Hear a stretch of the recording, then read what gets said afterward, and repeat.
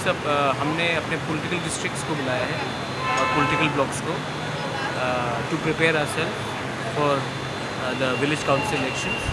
और आने वाले दिन में हम लोगों का क्या मिशन रहेगा, इसके लिए आज हम लोग ने मीटिंग रखा है। आने वाले दिन में और भी पॉलिटिकल डिस्ट्रिक्ट्स और पॉलिटिकल ब्लॉक्स को बुलाया जाएगा। विलेज कमेटी का जो चुनाव होगा उसमें आपका क्या पार्टिसिपेट करेगा इलेक्शन में? नहीं, हम लोग क्यों नहीं 100% पार्टिसिपेट करेंगे और जीतेंगे भी।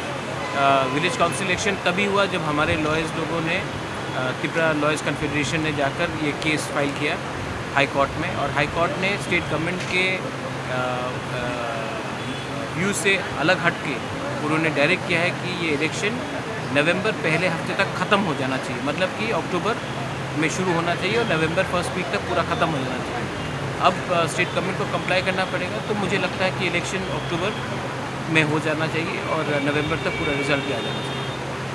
सर, कल सीपीएम का एक स्टेट कमेटी मीटिंग हुआ, तो मीटिंग के बाद में वो विजन चौधरी ने बुलाया 15 अगस्त का बाद में सब अपोजिशन पार्टी का एक साथ करके एक बैठक करने के लिए वो प्रस्ताव रखेगा। तो इस विषय में आपका क्या मतलब है? जब वो प्रस्ताव लिखेंगे तो उससे पहले मुझसे बात करेंगे, अगर वो मुझे बुलाएंगे और किस इशू में हम लोग को बॉयकॉट करना है, क्योंकि हमारा रीजनल पार्टी है और हमारा जो उद्देश्य है वो हम त्रिपुरा का भी डेवलपमेंट चाहते हैं, भला भी चाहते हैं, लेकिन उनको पहले बताना पड़ेगा, उनको भी हमारा बात मानना पड़ेगा कि ट्राइबल्स के लिए 70 साल में कुछ नहीं हुआ है, ना कांग्रेस ने कुछ किया, ना सीपीएम ने कुछ किया और अभी भी बीजेपी कुछ नहीं कर रही है। तो उनको भी हमारा बात मानना पड़ेगा, तभी हम उनकी बात मानेंगे।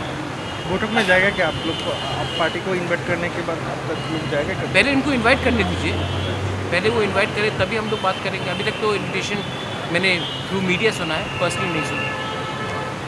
Thank you.